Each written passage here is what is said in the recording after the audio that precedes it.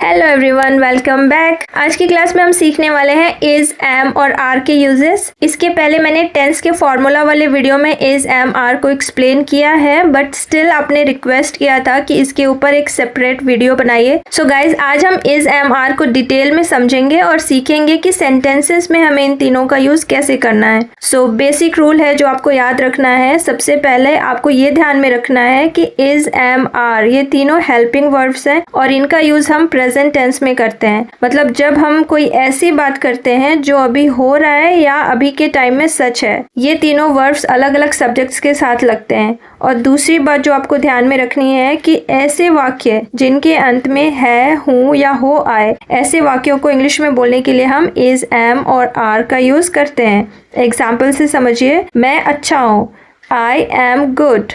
वह अच्छा है, ही इज गुड।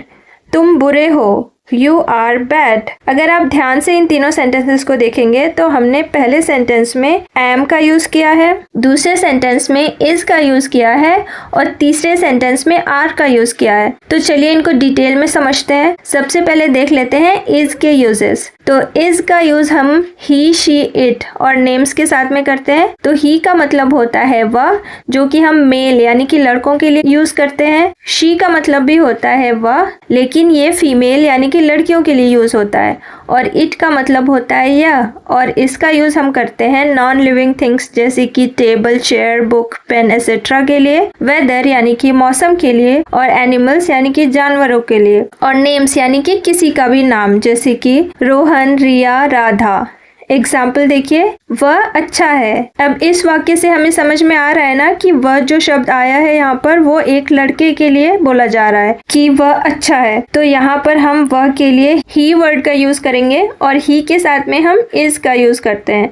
तो हमारा सेंटेंस बनेगा ही इज गुड। अच्छा की इंग्लिश होती है गुड, तो हम बोलेंगे ही इज गुड, वह अच्छा है। अगला देखिए, वह बुरी है। वाक्य देखिए, आपको समझ में आ रहा है ना कि यहाँ पर एक लड़की की बात हो रही है। तो यहाँ पर हम शी का यूज करेंगे और मैंने आपको बताया था कि हम ही और शी के साथ में इज का यूज करते हैं। तो यहाँ पर सेंटेंस होगा शी इज बैड। बुरे की इंग्लिश होती है बैड, तो हम बोलेंगे शी इज बैड, वह बुरी है। या फिर अगर आप बोलना चाहते हैं ये सफेद है, तो बोलेंगे इट इज वाइट। यह की इंग्लिश होती है इट, और इट के साथ में हम यूज करते हैं किसका, इज का, तो हम बोलेंगे इट इज वाइट। सफेद की इंग्लिश होती है वाइट, तो यह सफेद है, it is white.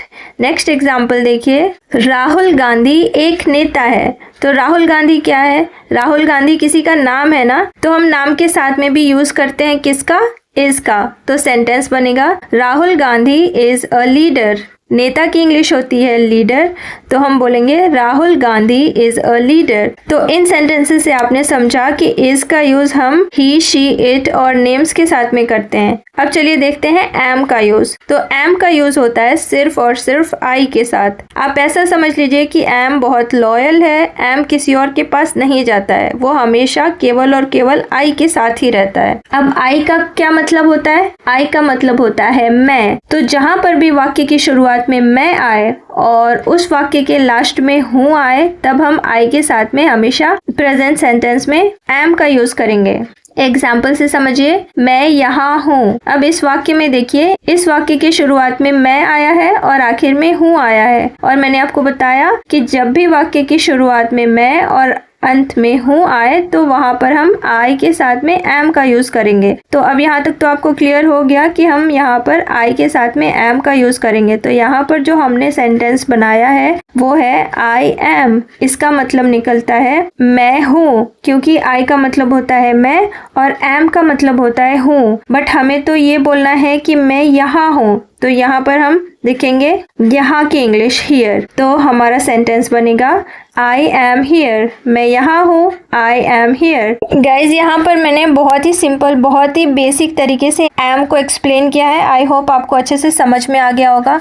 Next example देखिए, अगर आपको बोलना है कि मैं एक टीचर हूँ तो कैसे बोलेंगे, आई एम अ टीचर। इस सेंटेंस में भी स्टार्टिंग में मैं आया है और लास्ट में हूँ आया है, तो आई के साथ में एम लग जाएगा और आप बोलेंगे आई एम अ टीचर, मैं एक टीचर हूँ, आई एम अ टीचर। या फिर अगर आप बोलना चाहते हैं कि मैं जा रहा हूँ, इस वाक्य में भी देखिए शुरुआत में मैं आया है और अंत में हूँ आया है, तो यहाँ पर भी आई के साथ में एम लगेगा ना, तो सेंटेंस बन जाएगा आई एम गोइंग, मैं जा रहा हूँ, आई एम गोइंग। तो आपने समझ लिया कि एम का यूज हमेशा आई के साथ में होता है। अब चलिए देख लेते हैं आर के यूजेस।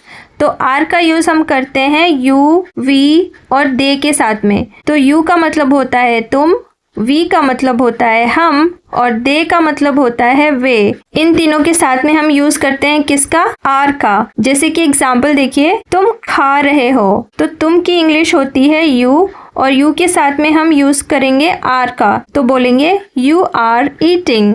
खाने की इंग्लिश होती है ईट और क्योंकि ये कॉन्टिन्यूअस सेंटेंस है तो इसलिए यहाँ पर हमने ईट के साथ में आईएनजी को ऐड कर दिया है, तो तुम खा रहे हो, यू आर ईटिंग। नेक्स्ट देखिए, वे खेल रहे हैं, तो वे की इंग्लिश क्या होती है, दे, और दे के साथ में हम यूज करेंगे आर का, तो हमारा सेंटेंस बनेगा दे आर प्लेइंग, वे खेल रहे हैं, दे आर प्लेइंग। अगला देखिए, हम खुश हैं, तो हम की इंग्लिश होती है वी और वी के साथ में हम यूज करेंगे किसका, आर का, तो सेंटेंस बन जाएगा वी आर हैप्पी। खुश की इंग्लिश होती है हैप्पी, तो हम खुश हैं, वी आर हैप्पी। तो आपने यहाँ तक समझ लिया कि कैसे हम सेंटेंसेस में इज, एम और आर का यूज करते हैं। चलिए एक बार फिर से रिवाइज कर लेते हैं। तो देखिए, एम का यूज बहुत सिंपल है क्योंकि एम का यूज सिर्फ और सिर्फ आई के साथ होता है। अब देखते हैं इज और आर का यूज। तो इज का यूज हम करते हैं ही, शी, इट और नेम्स के साथ में, और आर का यूज होता है यू, वी और दे के साथ में। ठीक है, अब चलिए ये देख लेते हैं कि इज और आर में क्या डिफरेंस है।